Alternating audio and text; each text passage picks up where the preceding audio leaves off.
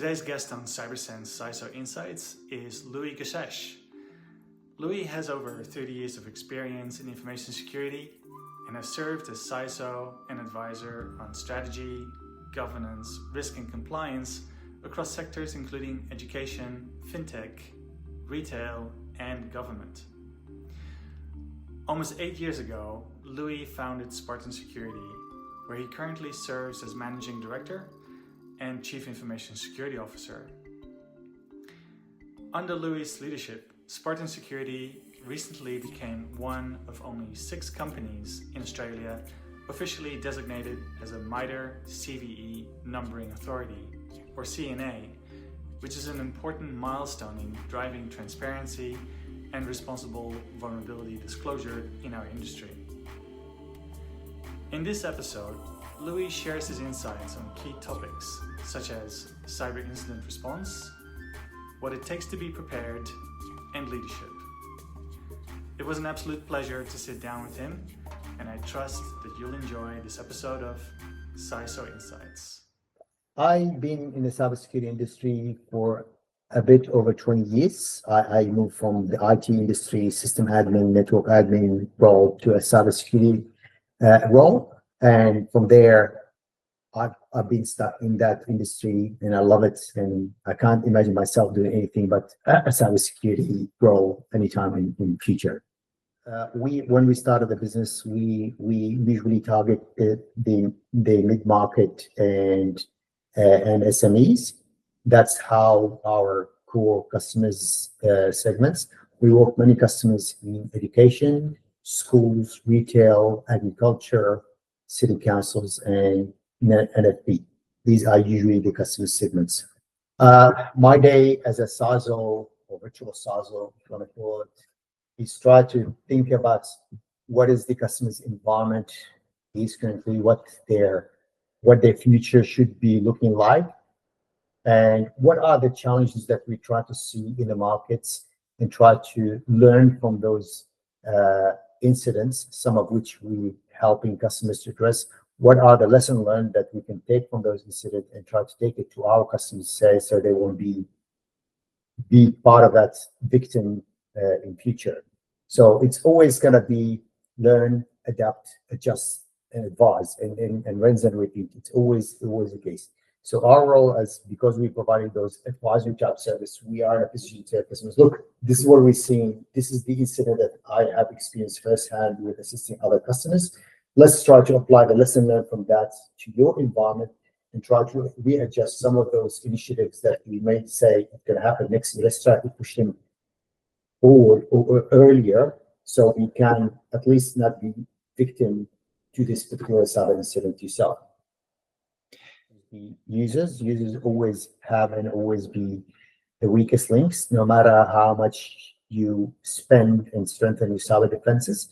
That's, you've seen in many reports, and our view is not any difference.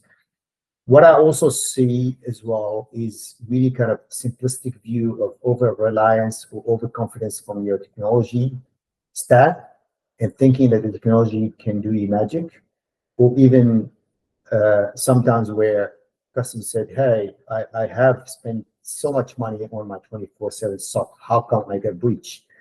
And we also see that over-reliance on technology and not testing those kind of your last resort is always find it that is a very big problem to our customers. And that particular one, I find it quite problematic because when customers go and outsource their secure operations to a party running 24/7 eyes on glass, if that is not really tested properly and ensure that you do have the right use cases and you have all the data sources of their assets, you will end up in a worse position that if you don't have that SOC, because you tend to over-rely, says, yeah, if everything fails, I do have a SOC that will be my last resort. But if that last resort have some holes or have some visibility gap, that's when things started getting really worse enough than it was. And the last one I've seen is the silos solutions. I've seen customers go and provision number of vendors and tools and solution that addresses number of certain areas. And in some cases, most of the cases, those tools don't talk to each other. And when there's a time of a cyber incident, they have to jump in from one platform to another, whether that you're doing email filtering or your endpoint detection and response, or that user portal, or anything really. And in my view, especially in a very fast-paced world as today, to have a single pane of glass in one environment as much as possible, consolidating those tools into one area is really essential for you, because it makes a big difference, especially during incidents, that you're able to look at all those data points. And it's really make also ability to do any automations, any integration, any kind of end-to-end visibility much more easier. As you know, attacks jump from endpoint to the users, to their mailboxes, to the data. And when you have all those are in different portals, that makes a big difference into both visibility and responding to incident time. So I have no vested interest if customers keep spending with them, but I think Microsoft has been doing a fantastic job into glossing all their kind of tools into one platform and doing a lot of capability within that platform. There is a simple factor that Microsoft has that no other vendors have, no they will ever have, is that they already own your operating systems, and mostly they own your Microsoft Office suites. And with their introduction of their email filtering, the Exchange Online, they already have almost 90% of visibility that no other vendors can be replaced with. And that is a capability that Microsoft have built on it, quite rightly, because they want to sell you more of their services. But when you have a customer who is heavily invested in Microsoft, to go and continue that journey and keep doing that and move from the adjacent silo solution and putting their investment into the Microsoft security stack, we've seen their solution are much more strong and robust to detect, block, or respond to those attacks quite efficiently than the customers who have a multiple solutions, that being proof points, that being the EDR, and they say CrowdStrike, and then some of them are Microsoft. Again, I have no affiliation with Microsoft. I have no shares in Microsoft or anything, but I think they've been doing a fantastic job in that space, that no other vendors have any advantage over them. The majority of the low-hanging fruit attacks must be ability to automatically detected and remediated by the machines, 80% of those. And then 20% you can send it to a specialized entity, that being your SOC or any other third-party SIEM tool that you might have, and that will make those kind of complicated decisions by getting a human to analyze that data.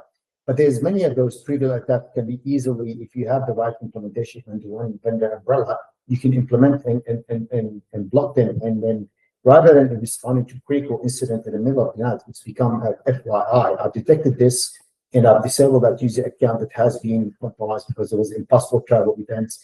And then I can deal with it on Monday morning rather than try to jump in on Saturday at 3 a.m. in the morning to try to do that. Maybe 15 cyber incidents in a given year. And every one of them, I take a lesson learned and says, what can I do better? Not just on technology control, but also on the process side or on people's side. And my two key recommendations to any business is have your cyber incident response plan in place, muscle test it as much as you can.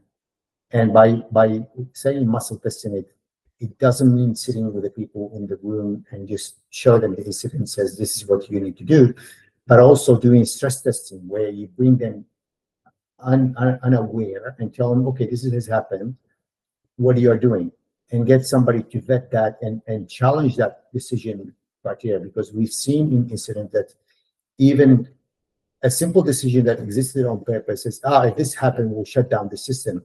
Shutting down the system might mean hundreds of thousands of dollars for that customer, and they haven't decided on that, and their appetite to do these decisions under duress is really going to be hindering their ability to respond in real life scenario. So stress testing the incident, having this document stress tested a couple of times a year on a different intensity is a really essential part of it. The second big problem I've seen in dealing with real life incident is I've seen customers looking at things that are absolutely adding no value for them to return to operations. Let me clarify what I mean by this. Your house is on fire. What would be your priority? To contain and shut that fire down, or to try to catch who did that fire in the first place? In my position, if I have those two decisions, I will favor the formal 100% over the latter. Even if that's mean if I did this, I will erase any evidence of particular who did that, because honestly, chasing who did that for you is kind of moot points, and absolutely the chances of you catching somebody to attack you from overseas, from third party, from a country, is really kind of near zero. So your priority in your incident is, even on the expense of maybe if I restarted the server in this incident, I would lose the event logs of what's happened or what's happened in memory. It doesn't matter. You need to make a critical and sometimes painful decision to say, am I prioritizing putting the fire down or catching who lit that fire up first place? What I say is no. I've seen so many customers will present us with a well-polished incident response plan, and we're seeing this is a document sitting there collecting dust. This document hasn't been updated for the last 3 years, although their technology stack or even their solution or application have significantly changed. They need to ensure that anytime I have a major upgrade or change into my landscape, that's I move to a SaaS solution for my accounting or CRM, or I move from on-prem to the cloud, or I deploy the new tool or third-party software. Every single those points, your incident response plan need to be reviewed, revisited, and sometimes retested. And that is not done enough. Never done enough, in my opinion. They always give, I don't want to come into go update that document. The document is not there just for the sake of having a Word document to tick the box. The document is there for you to follow and having the muscle memory when incident. You do this in that time, okay, and you're authorized to do that, and then everybody in the room knows what they are doing. In most of the time, identify patient zero is quite relatively straightforward, but identify how that patient zero got infected is the hard part.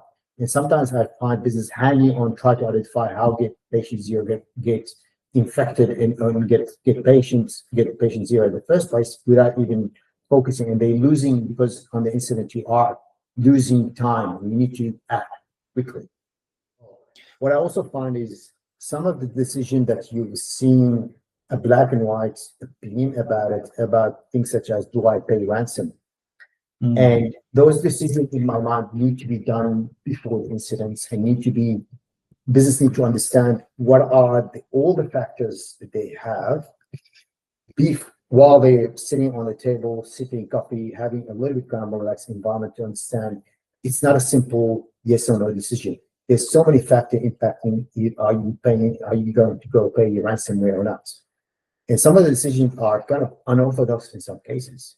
And I can give you a plethora of example where customers were presented with a very, very difficult situation to go and say, well, should I pay that ransomware or should I not? Classic example that even myself as an expert did not cross my mind. In one case is where a customer who have a medical record to a lot of consumers get compromised, and they were presented with a ransomware position. They decided on that note not to pay the ransomware, and the business make that decision on the duress.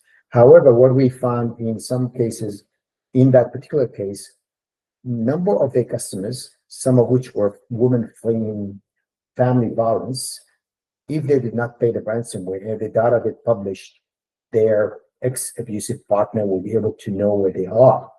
And they told me around the line that I wish the business considered the situation from our side. Because at the end of the day, if you look at the incidents, an incident or data breach happened means you as a business, as a custodian of the data, failed your duty to protect the data under your control. Shouldn't the argument be you need to do everything you can to prevent further damages, not to just notify customers and said, I can replace your driver license at no problem. I think that's a given.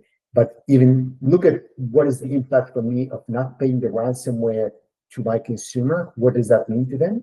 I don't think that's exercised well enough during incidents. cases, what I also find that some of the cyber insurance policy that some businesses have in place are really not worth the paper that's written on it, because some of those insurance policy do have a lot of small prints that exclude the cyber insurance provider from paying ransomware under certain conditions, or even paying customers a business disruption cost. Even in one case, for example, I saw in one of the cyber insurance policy clauses around the line that we will cover everything from your cyber incident, except if the incident is phishing attack or ransomware. And I look at that customer and say, well, isn't the whole purpose for you to buy cyber insurance is your last resort to do that? Most of the cyber incidents are a phishing attack or ransomware, and they excluded themselves from those two clauses. I don't think that policy is really worth you paying hundreds of thousands of dollars a year on. Unfortunately, when you don't have the right cyber insurance policy that protects you, because again, it's one of your last resorts, you almost end up by false sense of security that if everything fails, I can rely on that last resort to at least cover me somehow. And if that last resort have a big glaring hole in it, you are end up by worse situation, because when you go and try to execute that fraud or try to ask them to pay their dividends or pay their duties, they will say, oh, hang on, but you didn't meet X, Y, and Z. And I look at it and say, well, yeah, some of those cyber insurance providers are really kind of dodgy into that aspect by inserting those clauses into their policy. And of course, they need to make money. Everybody here is to they pay money and everything, but it needs to be done at a very careful consideration. And has been recently top of mind is where the customer should be heading with their security program. Because I have seen so many times, and I still see that's kind of taking some of the best practice like Essential 8 and consider it the roof, where it should be the floor of your, that's your starting point, that just really locking your front door, locking your window. It doesn't give you enough protection. I always got educating customers that Essential 8 is your starting point. It's not your end goal. It shouldn't be your end goal. You need to go and look at the zero trust nobody, verify everything. That's where you should be. And that's always been in front of mind to try to educate customers, because to get to a zero trust, sometimes you have to redesign some of your core systems. And that takes a lot of money, a lot of time. And not all customers have that appetite to go and say, hey, you asked me to spend those hundreds of thousands of dollars of redesign application. I don't have the budget for it. Yes, I agree, but the risk of you leaving that application, a very legacy application, even though there's maybe 80% of your revenue coming from that old Java application that you have, if you have that breach, then the result for you could be in millions and millions of dollars. So that was kind of the decision of the value to security, and keep spending on security and taking them to a zero trust frameworks is really what's on top of my mind into the customers' areas.